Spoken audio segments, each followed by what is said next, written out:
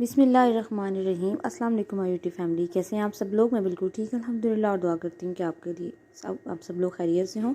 आज मैं आप लोगों के लिए रेसिपी लेके आई हूँ और ये है आम की चटपटी खट्टी मीठी चटपटी सी चटनी। और कच्चे आम का सीज़न है और मुझे इतना मज़ा इनको देख के आता है कि मेरा दिल करता है कि मैं इसकी ज़्यादा सारी रेसिपीज़ जो मुझे आती हैं मैं आपके साथ ज़रूर शेयर करूँ। तो ये चटनी मेरी अम्मी बनाया करती थी और बहुत मज़े की ये चटनी बनती है, बहुत डिफरेंट सी है। मैंने यूट्यूब पर इस तरह की रेसिपी आज तक नहीं देखी है, तो आप ये ज़रूर देखिएगा, पूरी वीडियो में साथ रहेगा। सबसे पहले मैंने एक पाव आम ले लिए हैं और उसको थोड़े से पानी में मैंने डालकर उसको बॉईल करने के लिए रख दिया। तकरीबन जो है ये इसको जो है ना बॉईल करेंगे तो 15 से 20 मिनट के अंदर ये जो बॉईल हो जाएगा। और जैसे ही मैंगो जो अपना कलर देखिए, इसका कलर बिल्कुल चेंज हो चुका हुआ है, तो हमें ऐसा ही चाहिए। आप ये देखिए कि आपको पता चल जाए कि गल चुका हुआ है। मैंने इसमें छुरी भी मार के देख लिया है। अब आप ये देखिए बिल्कुल जो है वो गल चुका हुआ है। अब हम क्या करेंगे कि इसको अपने चूल्हे को बंद कर देंगे बंद, और इसको हम निकाल के ठंडा कर लेंगे। ठंडा करने के बाद ये देखिए अब मैं क्या करूँगी कि इसकी जैसे हम लोग इसको पील ऑफ कर लेंगे, इसके छिलके हम अच्छे तरीके से ऊपर से उतार लेंगे इस तरीके से। अच्छा, थोड़ा सा गलाने में रह गया, आपने इसको बहुत अच्छी तरह गलाना है। वैसे तो इतना भी ठीक है क्योंकि हमने इसको ग्राइंड करना पकाना है, तो ये ज़रा जितना अच्छा ये ज़्यादा गला होगा ना उतनी जल्दी से हमारा ये पल्प जो है वो अलहदा हो जाएगा। ये देखिए ऐसे तो अभी भी ये देखिए आराम से इसका पल्प सारा इसका अलहदा हो रहा है। ये देखिए मैं आपको बताती हूँ, इस तरह से हम इसको पलटेंगे और छुरी को जैसे हम इसके ऊपर यूँ करके फेरेंगे ना ऐसे करके, तो सारा पल्प इसका आराम से अलहदा हो जाएगा। ये देखिए बड़े आराम से इसका पल्प जो है वो हम सेपरेट कर लेंगे। अच्छा, आप अगर इसको पहले से इसकी काट के छील के बॉयल कर ले तो वो भी ठीक है। वैसे हमारी जो अम्मी जिस तरह बनाया करती थी वो यही रेसिपी है कि इसको बॉयल करके हम इस तरह से, तो इसको जो है ना हम यूँ उतार दिया करते हैं, इस तरह से उतार लेते हैं सारे। ये देखिए सारे छिलकों के ऊपर से मैंने पल्प जो है वो बहुत अच्छी तरह से इसका उतार लिया है। इसी तरह से हम गुटली का भी यही करेंगे। जैसे हम लोग मिल्क शेक के लिए जो मैंगो होते हैं ना उसका भी हम पल्प यूँ ही ज़्यादा निकाल लेते हैं, तो इसको भी हम यूँ ही करेंगे, ठीक है। तो अब मैंने जनाब क्या किया है कि सारे जो दोनों मैंगो हैं उनका हम इस तरह से इसको हम बिल्कुल साफ़ कर देंगे, नीट कर देंगे इसके ऊपर से।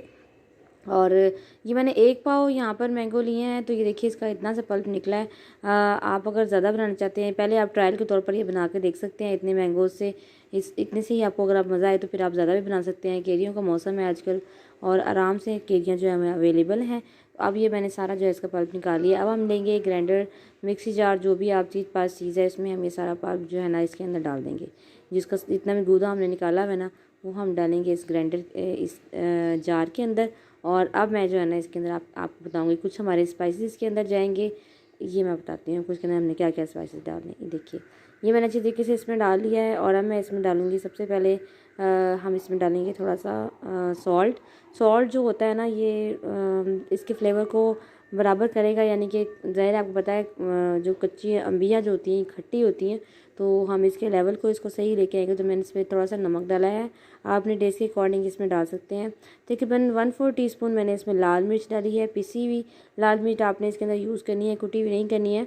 पिसी हुई लाल मिर्च मैं इसके अंदर डाल रही हूँ। और इसके अलावा जो है यहाँ पर मैं इसके अंदर ऐड करूँगी सिर्फ 2 से 3 चीज़ें इसके अंदर जानी है, ज़्यादा चीज़ें नहीं जानी है। यहाँ पर मैं इसके अंदर डाल रही हूँ थोड़ी सी इसमें काली मिर्च का पाउडर।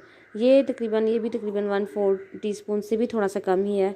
बस हमने ये डाल लेना है, इसको हमने ग्राइंड कर लेना है। अब यहाँ मैंने जो पैन एक और ले लिया, उसमें मैंने क्या करना है कि उसमें मैंने तकरीबन एक पाव जो हमारी थे आम, उसके लिए मैंने तकरीबन 1.5 प्याली जो है ना इसमें डाला है पानी। अब ये पानी डालकर मैं क्या करूँगी कि डेढ़ का प्याली मैंने इसमें डाला पानी का। और जितनी हमारे पास होती है ना अम्बियाँ, उतनी ही हम ले लेते हैं चीनी। यानी तकरीबन हाफ़ कप मेरे पास पल्प निकला, तो मैंने हाफ़ कप के बराबर इसमें हाफ़ प्याली में पल्प निकला, तो हाफ़ प्याली मैंने इसके अंदर जो है वो चीनी का ऐड करके अब मैं क्या करूँगी कि इसको चीनी को अच्छी तरीके से इसमें पका लूँगी। हमने ना इसका यहाँ पर शीरा नहीं बनाना वो एक तार वाला, लेकिन हमने इतना इसको पकाना है कि चीनी हमारे अच्छे तरीके से मेल्ट हो जाए। देखिए यहाँ पर चीनी जो है अच्छे तरीके से मेल्ट हो गई हुई है। और अब हम क्या करेंगे कि जो हमने पल्प तैयार करके रखा हुआ ना साइड पे, जो हमने मिर्चें डाल के सब कुछ डाल के रखा था, वो अब हम इसके अंदर डाल देंगे, ठीक है। ये जो चीनी वाला पानी है ये इसके अंदर मिठास लेके आएगा और जो चटनी का टेस्ट है हमारा बहुत ज़्यादा इससे अच्छा बढ़ जाएगा। तो अब हम क्या करेंगे कि जो हमारे पास जार है ना इसको भी हम अच्छे तरीके से साफ़ कर लेंगे स्पैचुलर की मदद से या किसी भी चीज़ से। या अगर आप चाहते हैं तो इसमें थोड़ा सा पानी डाल के इसका खंगाल भी इसमें डाल लीजिए, क्योंकि जो मैं जितना भी हमने क्वान्टिटी इसके अंदर डाली इसको वेस्ट नहीं हमने करना है, ठीक है। अब ये डाल के अब चीनी वाले पानी के साथ हम इसको पकाएंगे यहाँ पर मैं इसको पहले मैंने इसको मीडियम फ्लेम पे रखा है, बाद में मैंने इसको हाई किया है। पहले मैंने इसको मीडियम फ्लेम पे रख के मैं इसको जो है वो क्या करूँगी, तकरीबन जो है मैंने इसको 15 से 20 मिनट के लिए हम इसको यहाँ पर हाई फ्लेम पे फिर पकाएंगे। ये देखिए इस तरह से पहले मैंने अच्छे तरीके से शीरे के साथ इसको मिक्स कर दिया है। ये देखिए इस तरह से हम चम्मच से इसको मिक्स करेंगे। पहले ये थोड़ा सा डिज़ोल्व होने में टाइम लेगा, लेकिन आहिस्ता आहिस्ता जब ये पकना शुरू हो जाएगा ना, तो ये बड़े आराम से इसके अंदर डिज़ोल्व होना शुरू हो जाएगा और जो है वो पता चलेगा कि जो शीरा और जो हमारा मैंगो का जो गुदा था ना, आम का जो गुदा था कच्चे आम का, वो इसमें मिक्स होना शुरू हो गया। देखिए इसमें बॉयल आना शुरू हो गया और इसके साइड से इस तरह से आपको नज़र आ जाएगा कि ये पकना शुरू हो गया थोड़ा थोड़ा सा। अब हम क्या करेंगे कि इसमें साथ साथ आपने थोड़ा सा चम्मच हिलाते जाना, ताकि आपको अंदाज़ा हो जाए कि ये कितना सा थिक है, नीचे ना लग रहा हो बिल्कुल। थोड़ी थोड़ी सी देर बाद हम इसमें चम्मच हिला के देखते रहेंगे। यहाँ पर तकरीबन इसको 10 मिनट हो गए हैं पकते हुए, और ये देखिए साइड्स मैंने इसकी उतार दी हैं, और ये देखिए मैं इसको फिर से चम्मच हिला के दिख रही हूँ। अभी ये बहुत पतला है, अभी हमने इसको और थिक करना है। 10 मिनट के बाद मैंने इसको हिला के थोड़ा सा देख लिया था। अब आपने क्या करना है कि इसको फिर 10 मिनट के लिए रख देना है इस तरह से। तो ये देखिए यहाँ पर अब तकरीबन इसको पकते हुए 20 मिनट हो चुके हुए हैं। अब यहाँ पर मैं इसका थोड़ा सा फ्लेम हाई कर दूँगी। पहले मीडियम फ्लेम पे बन रहा था, यहाँ पर मैं इसका फ्लेम थोड़ा सा हाई कर दूँगी, और अब हम इसको जो है ना पकाएंगे। क्योंकि पहले जो है मैंने इसका लो फ्लेम पे इसलिए बनाया है, लो टू मीडियम पे इसलिए मैंने बनाया है ताकि जो है वो नीचे ना लगे, और जो है वो जो है ना इसमें कोई भी कड़वाहट ना आ जाए। तो यहाँ पर मैं हाई फ्लेम पे अब इसलिए बनाने लगी क्योंकि मैं इसके पास अब खड़ी रहूँगी। 5 मिनट हमने इसको मज़ीद और पकाना है, तो 5 मिनट इसको हम इस तरह से पकाएंगे। और यहाँ मैंने इसके अंदर थोड़ा सा जो है ना वो डाला है चाट मसाला। आप ये ऑप्शनल, अगर आप डालना चाहते हैं तो आप डाल लीजिए चाट मसाला। इसके अंदर बहुत अच्छा फ्लेवर हमारे लेके आएगा। जब ये भी पकने के करीब होंगे ना, बिल्कुल आपको नज़र आ रहा होगा थिकनेस की तरफ जाना शुरू हो गया, तो मैंने इसके अंदर थोड़ा सा जो है वो तकरीबन 2 चुटकी के बराबर इसमें मैंने जो है ना वो डाला है चाट मसाले का।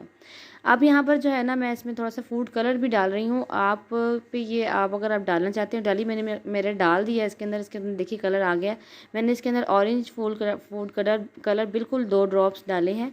आप वो डाल लीजिएगा अगर आपके पास है, अगर नहीं है तो फिर आप इसको स्किप कर सकते हैं, कोई ऐसा मसले वाली बात नहीं है। देखिए अब यहाँ पर ये देखिए थिक हो चुकी हुई है। अभी इसको जब हम ठंडा करेंगे तो ये थोड़ी सी और थिक हो जाएगी। तो बस मेरा ख्याल में इतनी पकाई हुई काफ़ी है। आप देख लीजिए, ये देखिए इस तरह से ये इसकी थिकनेस है। थोड़ा सा अभी यहाँ पर हमें चम्मच ज़्यादा हिलाना पड़ रहा है क्योंकि अब ये नीचे लगने पे है, ये नीचे लग सकती है। तो तकरीबन 3 से 4 मिनट मैंने इसको और पकाया, और ये हमारी जो चटनी है मैंने बंद कर दिया चूल्हा। ये देखिए ये इसकी थिकनेस है।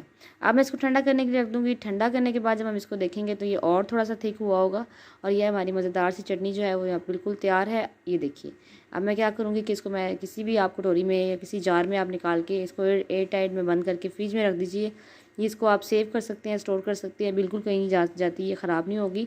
यहाँ अगर आपको मेरी वीडियो अच्छी लगे तो प्लीज़ मेरी वीडियो को लाइक कीजिए। मेरे चैनल पर नए हैं तो चैनल को सब्सक्राइब कीजिए। ये देखिए यहाँ पर थोड़ी सी थिक हो चुकी हुई है, और इसके साथ बेल आइकन दबा लीजिए अगर आप चाहते हैं। तो मेरी वीडियो को प्लीज़ लोगों को शेयर भी करें ताकि ज़्यादा से ज़्यादा लोगों तक मेरी वीडियो पहुँच सके।